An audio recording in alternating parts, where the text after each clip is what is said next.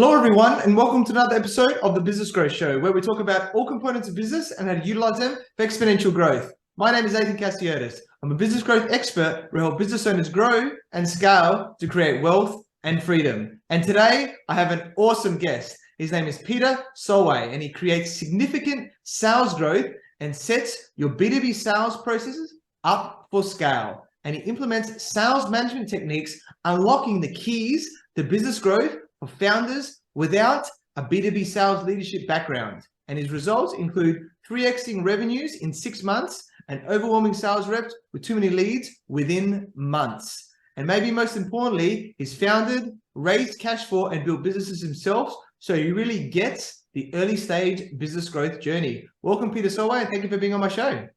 Athin, it's great to be here. Appreciate it.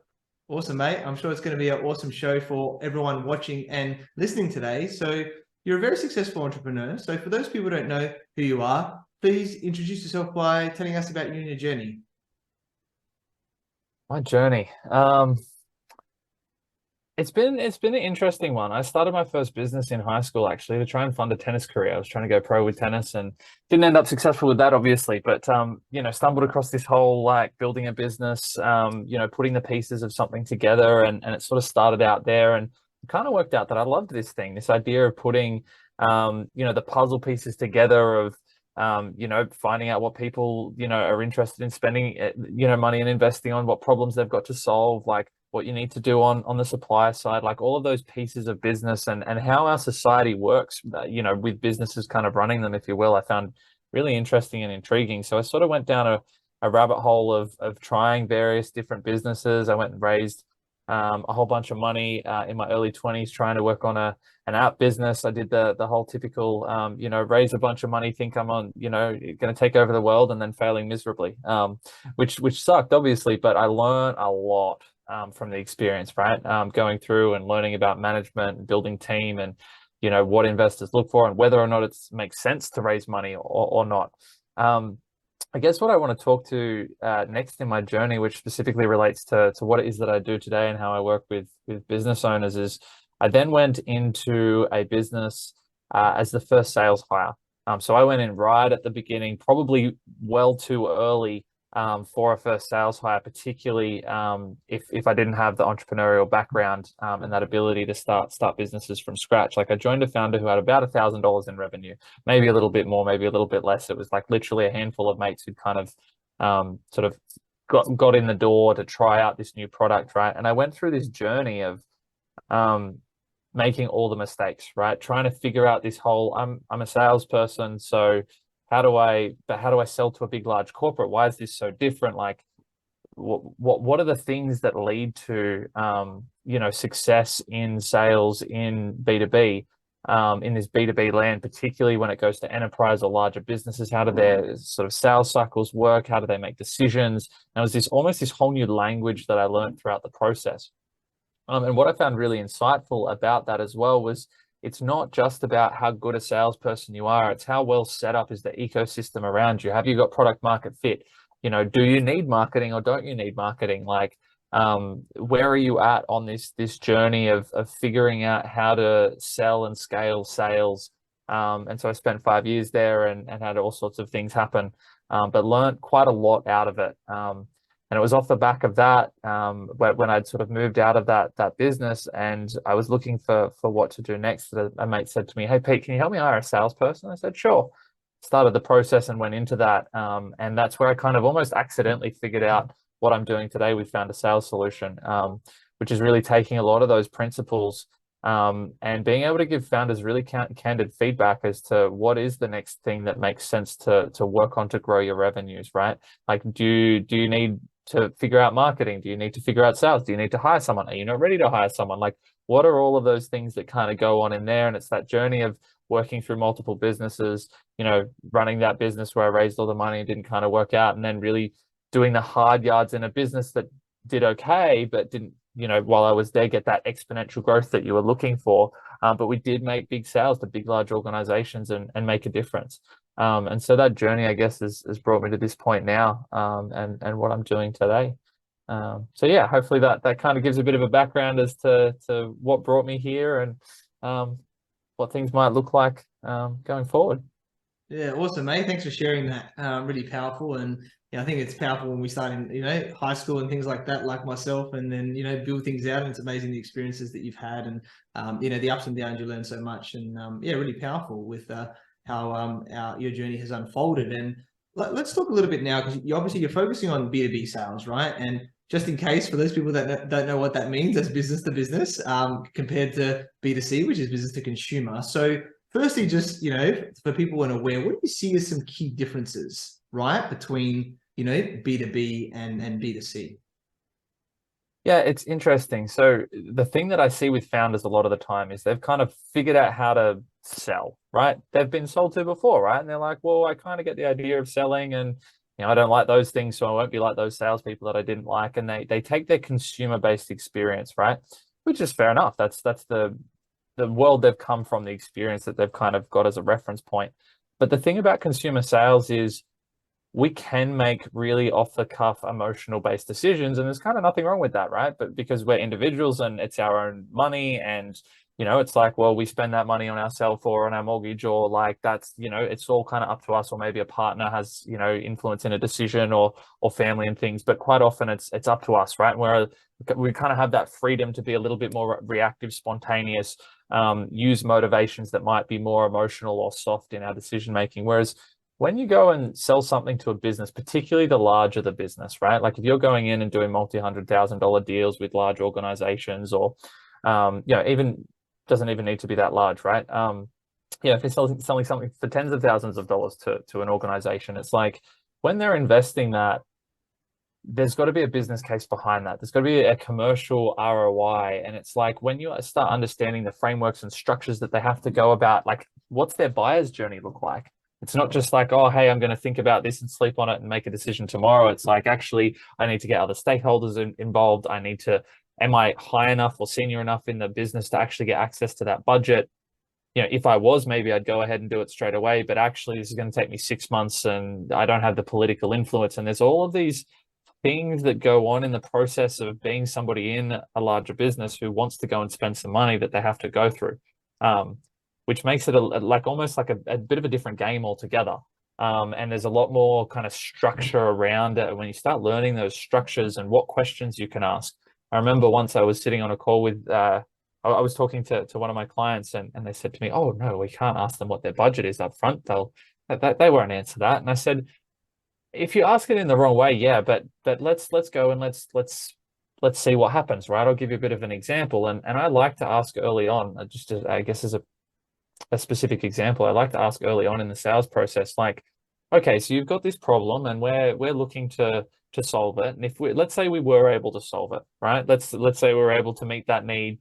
My guess is it's probably going to cost you around X, 10 grand, 50 grand, whatever it is, and see what their response is. You're not exactly asking what is your budget, but you're giving them from your market tested experience what it's going to cost to solve that problem, which is a really good qualifier early on. Oh, actually, that's just way out of our ballpark. That's no big deal. Or, you know what? I don't know. I'm not the decision maker. It's my boss and I'm doing research for them, right? All of that comes out in a conversation when you know how to ask those questions, when to ask those questions, it kind of changes the game for you. Because if you're just going in there, which most founders do, and talk about the product and what you do and you're passionate about it and that type of thing, that works to an extent, but you're kind of leaving dollars on the table when you don't understand those types of things. So hopefully that's a tangible little example for the listeners to have a think about what they might be able to do differently. Yeah, I love it, mate. So true. And I've definitely been part of this as well, where in my consulting business, I've worked with, a lot of Australia's biggest brands like Westfield, Kmart and Target, Defence even, and things like that, where it is a different ball game. And it's finding the right person, right? Those decision makers or the people with power to an extent, right? To make the decision. And there's timing as well. Do you want to maybe share some of this around some expectations around timing and finding these people of, the sales cycle, I guess, as part of that? Yeah, it's a good question. I actually put a post up on LinkedIn a little while back. There was some sort of stats that came out around the deal dollar value and the length of time it takes to close a sale. And there were some good averages, and there are some good market averages out there. Now, what I like to do is obviously try and challenge that and accelerate the sales cycle as fast as possible, but understanding what's realistic, right? Like, don't hire a B2B salesperson who's selling $50,000 deals and expect them to, be smashing targets in the first quarter. It's like they've got to get out there, they've got to build those connections, those relationships. They might talk to, 20 people who are interested, right? Two of them might be ready to buy next quarter, five of them might be, in 6 months or 12 months time when some strategic piece of the puzzle has moved, that type of thing, right? It takes time to build those relationships, and it's very I guess the sales cycle differs depending on the business and the size of the deal and all of those sorts of things, but it is when you've got multiple stakeholders, when you've got to write business cases, when you're talking about serious dollars of money, those things can take time. Now, what I like to encourage people to do is be aware of that and forecast to that, but also look at what are the things that can drive us forward and reduce sales cycle length, right? And those types of things can be really looking at what led to the fastest deals that you've ever closed. What were the circumstances around that? What situation, what trigger event? Trigger event in sales is something we'd like to talk about a lot. Like, are they about to acquire a new company and therefore they need to achieve X, Y, and Z? And what you do actually helps solve one of the challenges they've got around that. And that's a time pressed, thing that they need to make a decision on. If you can find a trigger, that's just an example of what one might be. If you can find a trigger around, they have not only like they need to buy now, that really changes the game. If you can find a source of connection with opportunities where they've got that need to buy now. A little adage that one of my sales mentors said to me, and it's really stuck with me, is this, the more time you spend with people who have the means and the need to buy now, the more revenue you're going to make for your quarter, your year, as a salesperson, as a founder. And just that like almost obsession around that, right? It's like if they don't have the means, that they're not high enough in the hierarchy, they don't have that budget, they don't have a need. If they don't have a need, you're probably not talking to them anyway. But if they don't have that need to buy now, that really can extend out, the amount of times I've sat on sales calls and seen deals that have been in the pipeline ready to close any minute for 12 months, 18 months. It's like there's no compelling event. There's no reason they need to buy now. And when that's lacking, that's what really extends out sales cycles. So if you can hone in and focus on that compelling event, that trigger event, that reason they need to buy now, or really stack up what the consequences of them taking longer to purchase are, that can really help you navigate that cycle and bring it into something that's good and tangible for your business's growth.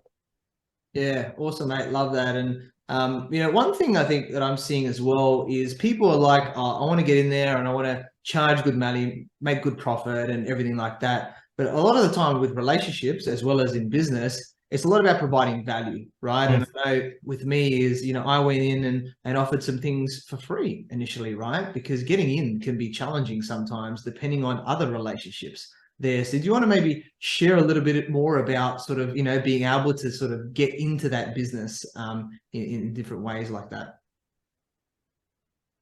So you're kind of talking about like getting that initial connection with a buyer, with an organization, that type of thing. Yeah, as well as like providing value. It's like, well, you're saying you can do all this for us and it's going to, but is there a way that you can prove it? Yeah, it's interesting. So you say the can you prove it piece, and really when it comes down to proving it, it's like the reference customers are so important, right? When you're able to say, hi, Westpac, I've worked with other banks, with people in roles like same as the person you're speaking to, and help them with problems like blah blah and blah that I imagine you might have too. We've achieved these types of results. Would that be interesting to you? It's like, oh wow, this is a really contextual conversation. You've got that as a reference point. That's really valuable for them, right? They've got that reference point. You've de-risked it by having that there for them. Now, to your point around doing something for free or cheaper, or kind of hustling your way through to kind of get those reference points, that's kind of often what you see founders doing to kind of figure out, to build those reference points, to build those case studies, because it really does, I guess, allow you to open up the conversation, but build that trust and credibility. And particularly if there are people in the decision-making process who aren't like that you aren't able to have direct conversation with. Having those things as reference points, materials, etc., to include in the process can be very valuable. To the other, I guess, thread of this around like getting in the door, one of the things that I see with early stage businesses getting in the door is really trying to leverage your network early on, right?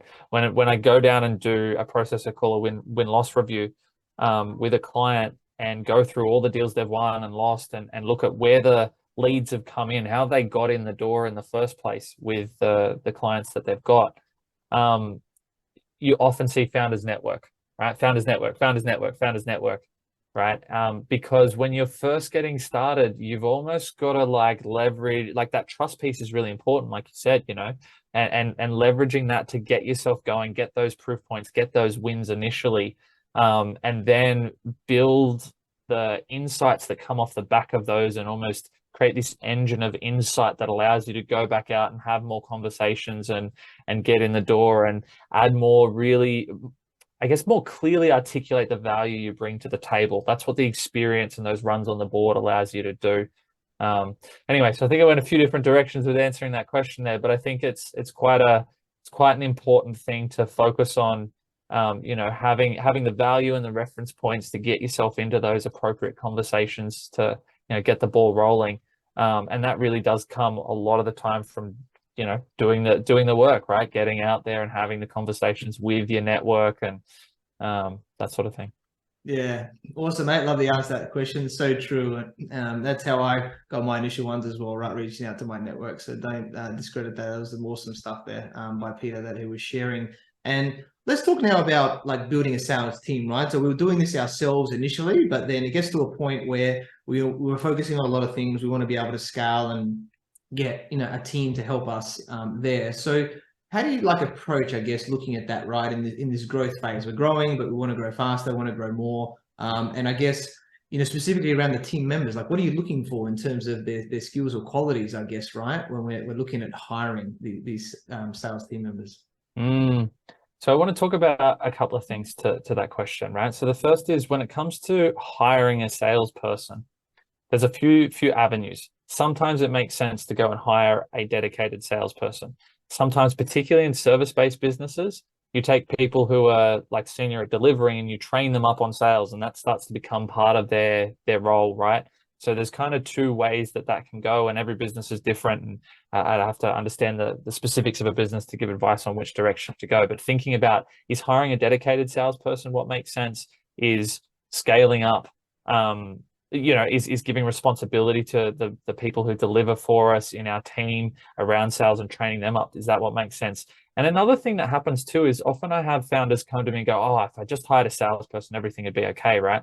A couple of times I've said to them, but you can sell. Why would you hire a salesperson? And they were like, well, because they're a salesperson. And I'm like, well, what if we bought you more time in your week? What if we hired you operational support and got you more hours selling, right? Because there's something that a founder brings, that passion, that market insight, it's your business, that type of thing. There's something that a founder brings that salespeople can't bring, right? You've got that kind of unique approach to your selling that kind of allows you to have wins that maybe salespeople don't. Which can be really good for gathering up more of that momentum and insight. Actually, it was one of my friend's businesses who tripled his revenues just by doing that.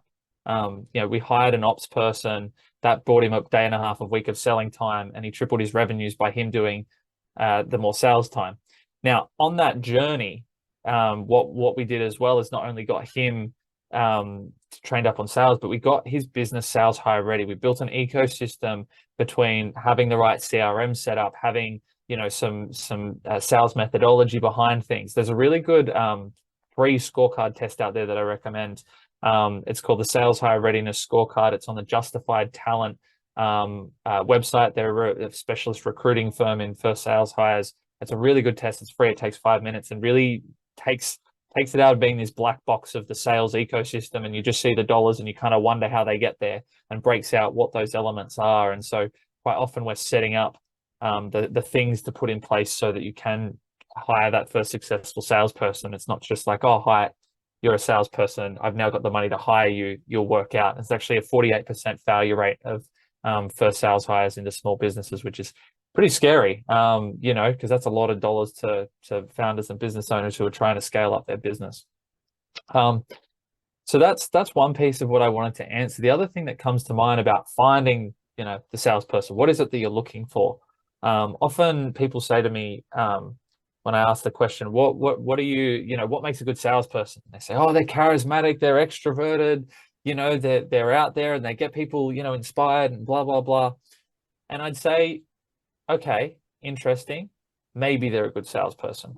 Not yes, they're a good salesperson. The reason I say that, and again, this is something that comes from that mentor I mentioned before. His name's John Dean, by the way, posts a lot of great LinkedIn content if anyone's interested. The best salespeople ask the best questions. If you really think about that, what you're doing is rather than telling people things, you're asking people questions to help them realize whether or not it makes sense to buy or not, which can be a little bit, I guess, vulnerable compared to the telling version of sales, where it's like you're kind of just telling and convincing and pushing. It's like, actually, does this make sense for you? You go in with that curious lens. And if it doesn't make sense for them, you get out of there, right? Save your time, save their time. And if you don't have that attachment to every conversation you have needing to be a sale, but really trying to discover whether or not they're a fit, it really makes a difference. You feel in a lot more integrity. It's a much better way to approach the concept and the activity of sales, if you would. And I guess just circling that right back to your core question, which is, what is it that you're looking for? If you hop on an interview with a salesperson, and when you say to them, so what questions do you have for me?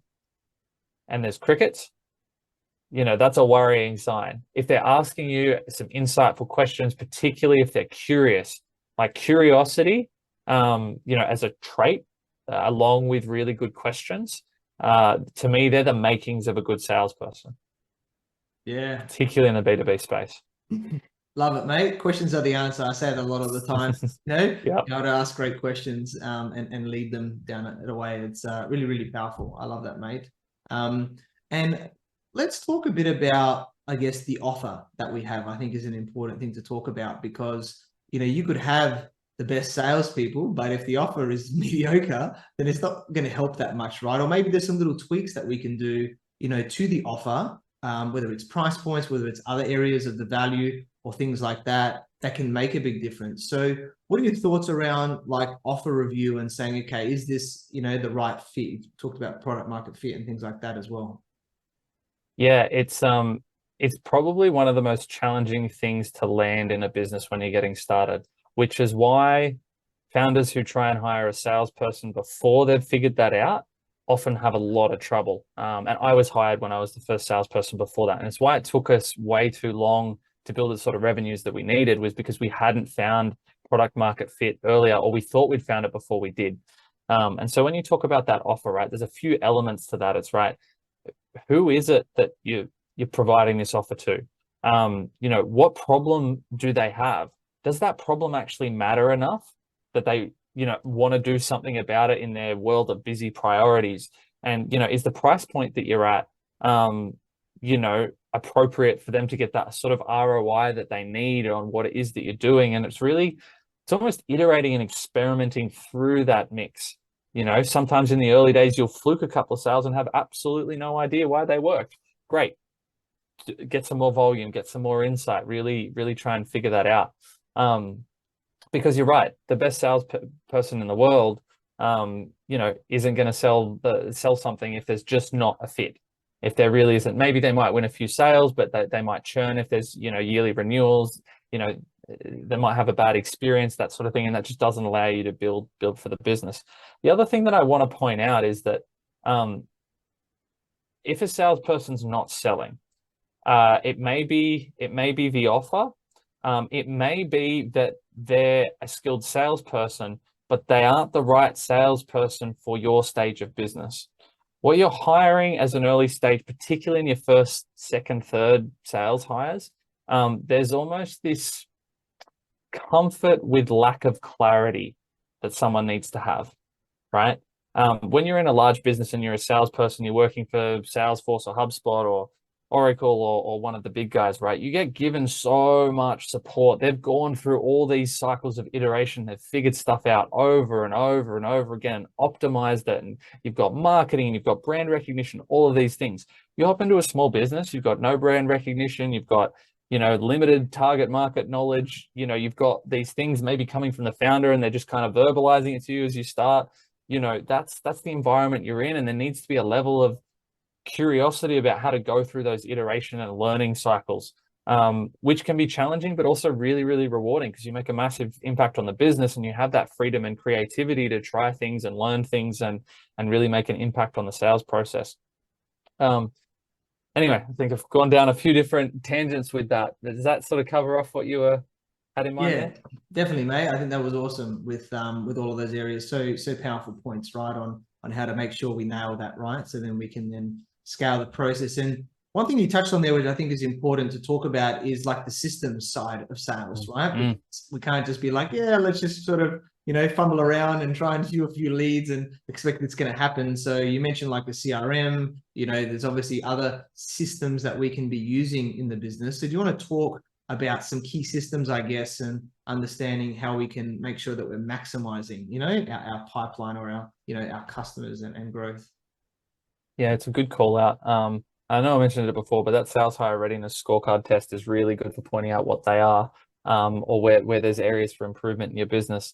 Fundamental is a CRM. Like, you're hiring a salesperson, you kind of got to have one. Please don't run off spreadsheets when you're hiring salespeople. Fine if you're the founder and you're figuring it out and it gets you by. But there's a real organization that comes along with that. That as a baseline is kind of the baseline sales system, right? What you want to stack on top of a CRM is a sales methodology. So when I say a sales methodology, I'm not talking about sales process. Often people think I'm talking about sales process when I say methodology, and they think, oh, that's what you have in the CRM, right? Those little columns that say first meeting booked and, navigating the process and sent them a proposal and close the deal. That's a sales process, not a sales methodology. Sales methodology is how you go about qualifying a client, working out if it's a fit, whether or not, you work together, how likely they are to buy. There's great ones out there. The most basic, if you haven't got one in your business at the moment, is called BANT. You can just do a quick Google on it. It's a little acronym of 4 things to ask about a client. And if you don't know those things, it's a bit of a red flag, right? Should I be investing more time and that sort of thing? So baseline CRM, stacking on top of that a sales methodology. That's kind of the baseline systems, if you like. The other thing is how do you actually find leads? You really want to build a system around that. Now, often I hear from founders, they go, oh, I don't like sales, so let's go and we need to invest in marketing. Marketing is what we need to do, right? Marketing is what you need to do at the right point in time. In my experience, I work really closely with a chief marketing officer I bring into a lot of my clients, and we talk about this idea of in B2B, it's sales led and marketing supports things, right? Because the dollar value is higher, because direct outreach is something that really works in the B2B space, whereas in B2C, it's marketing led, right? You don't have enough profit, enough margin to go out and find a bunch of leads by doing cold outreach and, going networking and all of those things a lot of the time. So that marketing funnel is really important. So going down the B2B sales route, I got my business started, I've seen many businesses started where it's just leveraging that sales approach, getting out there, doing the outbound, reaching out to network, that sort of thing, and then stacking the marketing on top over time to kind of support with all of the insights and making it way easier to close and those type of things. But figuring out that lead gen approach for you, maybe that's referral partners, maybe that's some cold outreach, maybe that's leveraging your network, maybe that's going to trade shows. There's a collection of different things that you can do to sort of build that pipeline, but really figuring out a process where it's if I go and spend X hours on this, I will find some leads each month on a regular basis. You're almost finding a product market fit for your sales process, for your outbound sales process, to figure that out. Just like you are, your product market fit for your offering in general to the market. It's another one of those small areas of iteration cycles to get you to a point. We've got a system and a process that allows you to, open up that sales function in your business. Yeah, love it, mate. So powerful with all that there. And Let's talk more about closing now, because I think it's interesting, right? It's different when you're closing to a smaller business person where you can have a bit of a chat and then go, yeah, let's make a decision and I'll buy, right? In that way, where it's, converting, a bigger company is a different closing sort of process, and how we can, I guess, we all want to increase conversions, I guess, right? How many we get over to being clients. So do you want to talk a little bit more around the closing and converting and how we can, I guess, improve that? It's a good call out, because so often, like I said earlier in our conversation, things get, oh, they're going to close this quarter, but then they take 18 months to actually close, right? The sales methodology is actually a part of that. So if you've got the sales methodology, not something basic like BANT, but something more like target account selling, Medic, Miller Hyman, those types of things can help you kind of map out if you got the makings for getting something closed, right? Because so many people, I guess culturally, oh, that's nice, oh, that sounds good, right? But are they actually going to buy? That's what we need to figure out. Now, once we've kind of got the right indicators of that, the actual process of navigating towards a close, I really like to ask this question, which is, okay, so we're here right now, having this meeting, having this conversation. What do the steps look like between where we're at right now and a purchase order, a signed off order, an agreement put in place so that we can get kickstarted? What does that look like? Then they say whatever they say. Oh, okay, tell me more about that. Tell me more about that. Exactly what does that look like? Okay, right. So you've got to go and get approval from, you've got to bring these stakeholders in, you've got to do this, you've got to go and get it checked by a legal. Like, you can almost ask this question a few times through the sales process and they will learn new things some of the time, right? Because there are so many moving pieces of the puzzle to figure out what it takes from here towards close. But if you've got a map that you're working on together, it's almost like you become a little bit of a project manager. Oh, okay, cool. So you said this is the next step and this needed to happen by this time, and that hasn't happened. So why is that? Okay, so that's happened. So what's the consequences of that, right? You're really like keeping accountable to that process that they've agreed on, and if something else comes up, you're factoring that in and talking appropriately to that. So really mapping out that process, being clear on that, sets your expectations, their expectations, and if something isn't matching up, you can then say, hey, I'm a little bit worried. When we spoke about it, you said it was really important for us to get kickstarted in 3 months. We're 2.5 months in and we're not even halfway through that process. Is this still as important to you as what you thought it was? Right. So it's almost these constant like check-in points of like, are we actually going to go ahead with this thing? Is there something going? I've noticed this. Is this happening? So you're always almost giving them the option out if it's really not a fit. And if they're just being distracted or they've got other priorities coming up and those sorts of things, appropriately taking that into the plan, if that makes sense. So it's really that map between where we're at now, what a closed deal looks like, and confirming that map is still appropriate and makes sense, and really like keeping to that, if that makes sense. And that adage I mentioned before, if you're in front of people who have the means and the need to buy now, and you just keep focused on that, and if they lose the need to buy now, if they lose some, it's like, okay, cool, like let's deprioritize them in our list of focus and maybe go and find some more outbound or those types of things to fill that gap. Anyway, that's a little bit of, I guess, a roundabout approach to everything, but it's not using some slide tactic or whatnot, right? Or so often salespeople are like, oh, I'll just discount and that'll get them to buy, right? It's like, I'd say probably 1 in 6 or 7 times price is the reason they're not buying, right? It is a valid reason sometimes, but let's not give them discounts if that's not the reason they're not buying. We're leaving dollars on the table, but also we're not actually getting to the core like challenge or the core insight that we need as to why they're not buying. Which can often be a question of, so what is in between here and us getting an approval, right? Back to that same question, but we can point it more specifically at, it sounds like things aren't going to go ahead here. What could change that? What sort of circumstances would need to be in place for that to line up to make sense for you? If that makes sense. Anyway, lots of questions around the whole process, but that's how I like to think about it, rather than some pushy, sly sales tactic, right? It's like we're all people here. We've all got things we're trying to achieve for our businesses. Let's just have a conversation and figure it out together.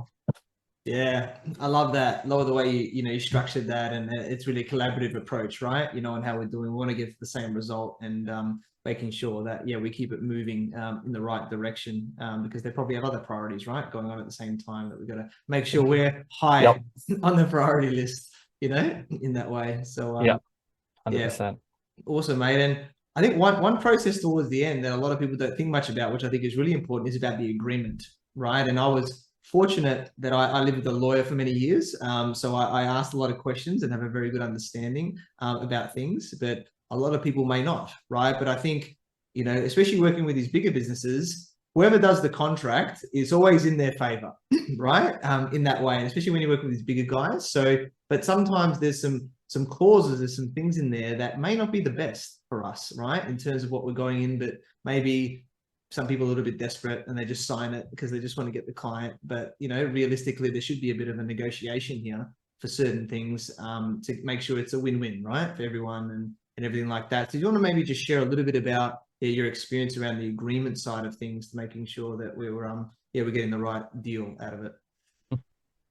That's that's an interesting question. It can be tough working with large organizations and they throw you this big long contract and it's like, sign this to work with us, right? And it's like, "Oh God, I really want to work with them. They're a big brand name and blah blah blah." And you're a bit deer in the headlights by the whole thing. And sometimes they put some really unfair terms in there, right? If it looks good, great, sign it, get moving. Who cares if it's a big long document? Like, it's a big sale, right? So unless it's a big long document, it's a $2,000 sale, and you're not going to make more money out of it. It's like, well, is this actually worth doing business? It's certainly worth checking in and making sure it makes sense for you. It's a really bespoke process, right? Working out what are your non-negotiables and where is the risk too far.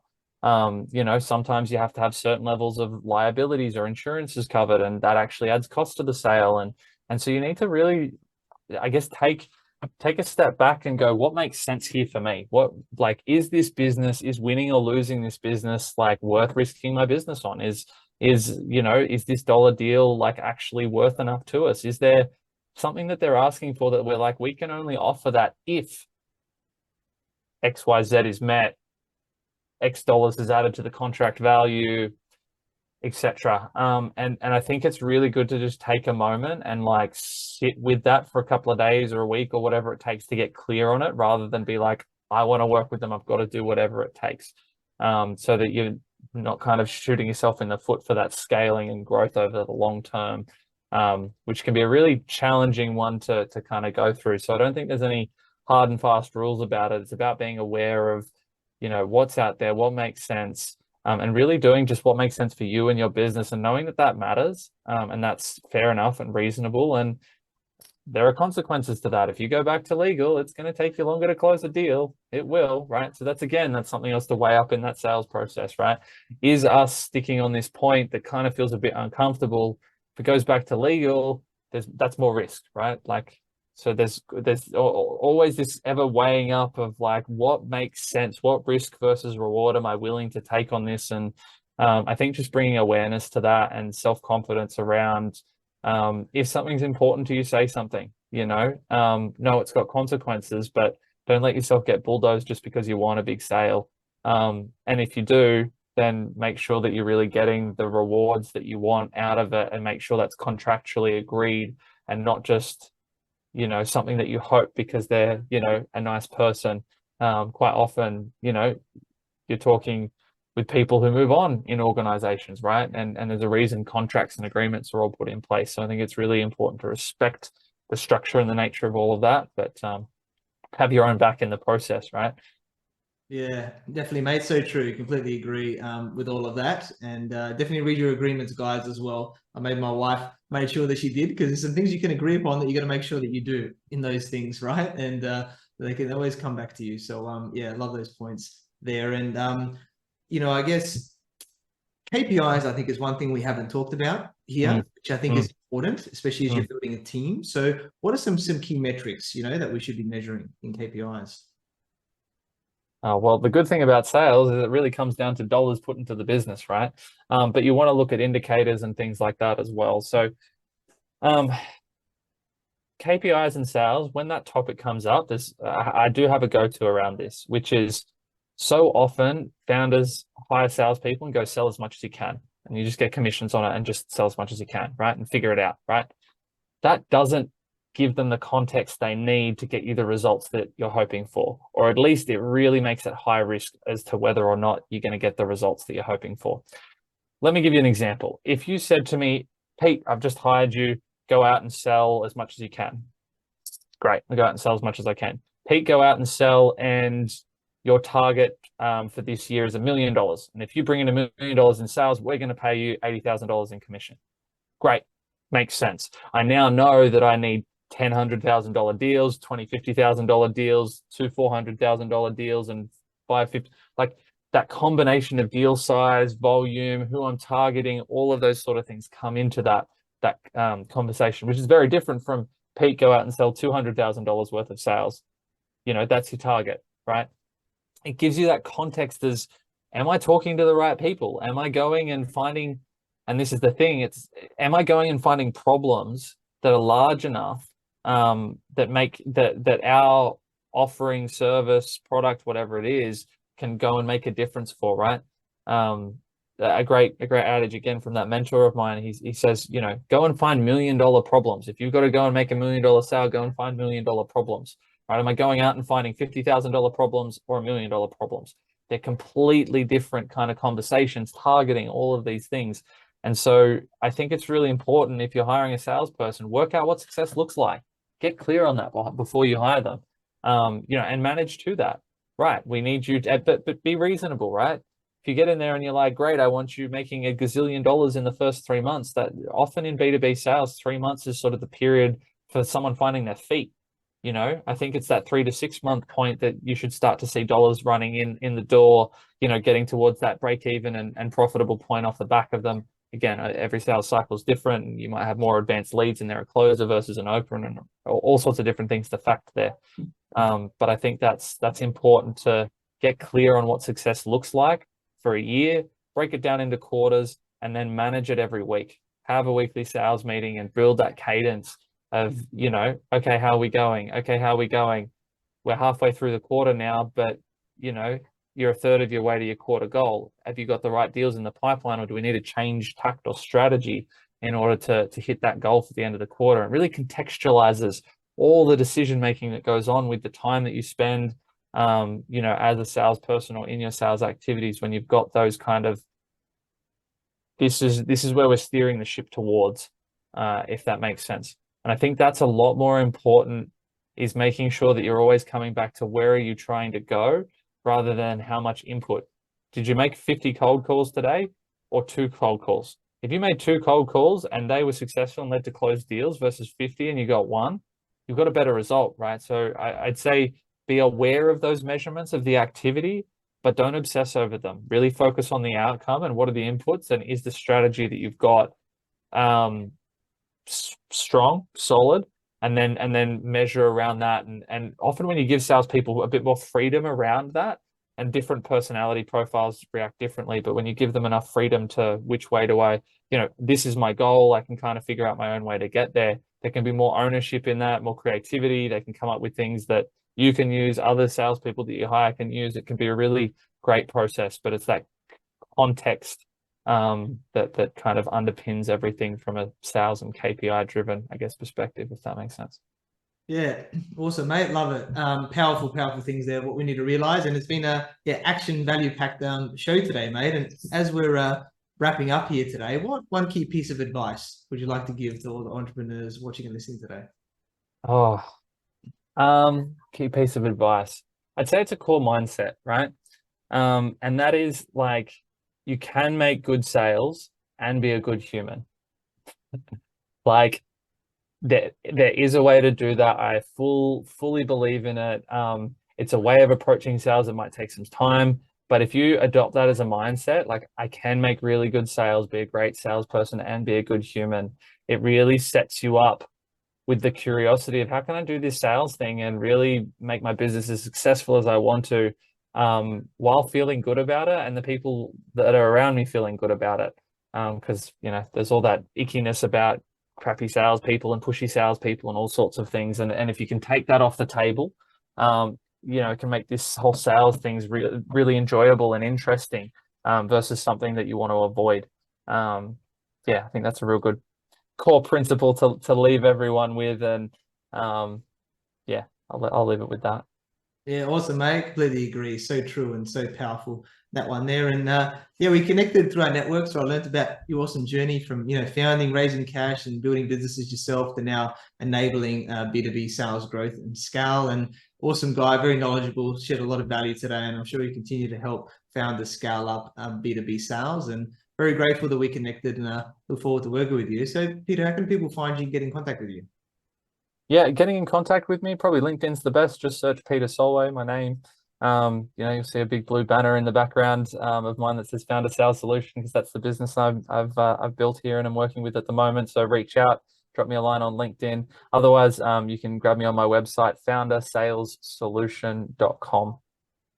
Beautiful. Awesome, guys. Definitely check out Peter on his LinkedIn and his website if you want to be taking your B2B sales to that next level. And thank you to everyone for watching and listening to this show, where we talk about everything on business growth. And please like, subscribe, and leave us a 5-star review. And you can find me on LinkedIn, Facebook, Instagram, and YouTube as Athin Cassiotis, or visit my website, athincassiotis.com. If you want to grow and scale your business, you reach out to me on any platform to see if we're a good fit. And I completely agree with you. Or do I? The only way we know is if you tune in next time. So until next time, remember that our business grows when we learn skills and take action using them in spite of fear. So remember to design your growth and results.